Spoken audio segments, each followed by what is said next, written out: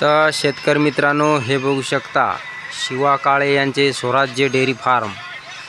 तर कशा प्रकारे कमी खर्चामध्ये आता पावसाळ्याचे दिवस सुरू झालेले आहेत, नेट आणि कमी खर्चामध्ये शेडचं नियोजन कशा प्रकारे केलं ते मी तुम्हाला दाखवणार आहे।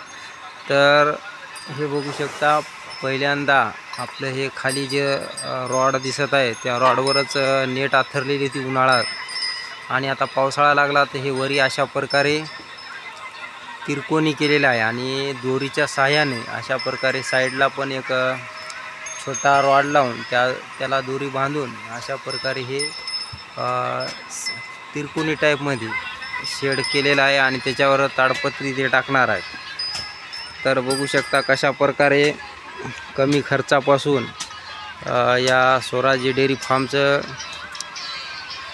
जे स्ट्रक्चर या युवा तरुणांनी वाढवलेलं आहे। तर आता म्हशीला बघू शकता खायला टाकलेलं आहे, कशा प्रकारे सुसज्ज आणि सुटसुटीत असं नियोजन, गोठा नियोजन यांनी केलेलं आहे। पावसाळ्यामध्ये रोगराई कमी होण्यासाठी असं नियोजन ठेवून आपल्याला काम करावं लागणार आहे।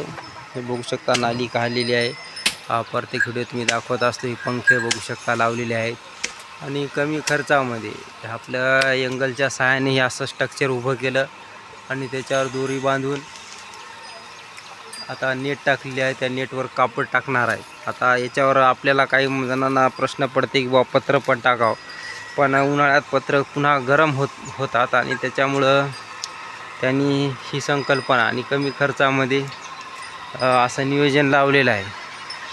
तर हे शेड तुम्हाला आता कसं वाटलं ते नक्की कमेंटमध्ये लिहायला विसरू नका, आणि असं कमी खर्चात जर तुम्ही शेड केलेला असेल तर नक्की आम्हाला व्हिडिओ पाठवा। आणि आपला प्रयत्न आहे की शेतकऱ्याच्या मुलांनी कमीत कमी खर्चामध्ये व्यवसायाकडे वळावं आणि आपली आर्थिक संपन्नता सुदृढ करावी, हीच स्वयंभू आधुनिक फार्म शेतीजोड व्यवसायाची अपेक्षा आहे। तर नक्कीच तुम्हाला या शेडचं नियोजन कसं वाटलं ते कमेंटमध्ये लिहायला विसरू नका, आणि आपल्या चॅनलवर नवीन असाल तर चॅनलला सबस्क्राईब, व्हिडिओला लाईक करा आणि आपल्या फेसबुक पेजला फॉलो करा। जय जवान जय किसान।